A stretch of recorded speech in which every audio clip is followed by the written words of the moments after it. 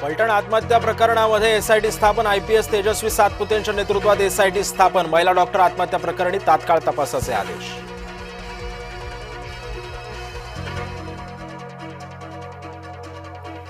त्यांच्या नेतृत्वाखाली महाराष्ट्रामध्ये नैसर्गिक शेतीचं मोठं मिशन राबवलं जाईल असं विधान मुख्यमंत्री फडणवीस यांनी केलं.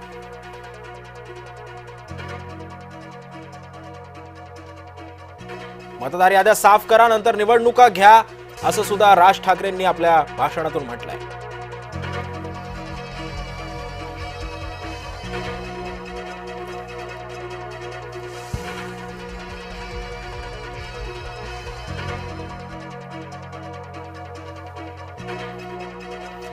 आज ठिणगी पडलीये, वणवा केव्हाही पेटेल, अनाकोंडाला कोंडायची वेळ आलेली आहे. उद्धव ठाकरेंची सत्ताधाऱ्यांवर जहरी टीका. राज ठाकरेंनी पुराव्यांचा डोंगर आणलाय, मतदार याद्यांमधला घोळ दुरुस्त करा, उद्धव ठाकरे यांची सत्याच्या मोर्चातून मागणी. मतचोरी केली तर वज्रमुठ टाळक्यात हाणू, उद्धव ठाकरेंचा सरकारला इशारा.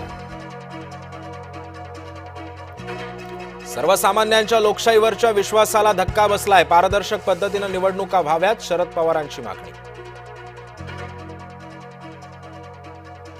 मतदार याद्यांमधील घोळ कुणाच्या इशाऱ्यावर, निवडणूक आयोग सरकारचा पार्टनर, काँग्रेसचे नेते विजय वडेट्टीवारांचा हल्लाबोल. विरोधकांचा सत्याचा मोर्चा, भाजपचं मुका आंदोलन, विरोधकांच्या मतचोरीच्या आंदोलनाला भाजपचं प्रत्युत्तर, दक्षिण मुंबईतील बाबुलनाथ मंदिराजवळ आंदोलन. राज ठाकरेंची एंट्री, मवियामध्ये फूट टाकणारी काँग्रेस राज ठाकरेंसोबत जाणार नाही, मंत्री संजय शिरसाटांचं वक्तव्य. महाराष्ट्र केसरी सिकंदर शेखला पंजाब पोलिसांनी केली अटक, अवैध शस्त्र तस्करी प्रकरणी कारवाई केल्याची माहिती. राजस्थानातील कुख्यात पपला गुर्जर टोळीशी संबंधांचा होता आरोप.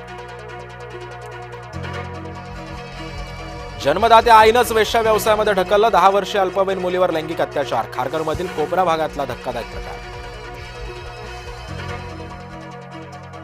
यंदा साखर कारखान्यांचा गळीत हंगाम उशिरानं सुरू, ऊसतोड मजूर पश्चिम महाराष्ट्रामध्ये येण्यास सुरुवात, अवकाळीमध्ये ऊसतोड मजुरांचे हाल.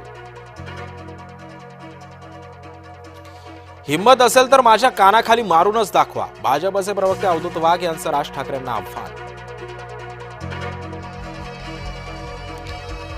शेतकरी कर्जमाफीवरून अजित पवारांचं पुन्हा एकदा वादग्रस्त विधान, निवडून यायचं होतं म्हणून आम्ही कर्जमाफी करू म्हणालो, अजित पवारांच्या वक्तव्यानं शेतकऱ्यांमध्ये संताप.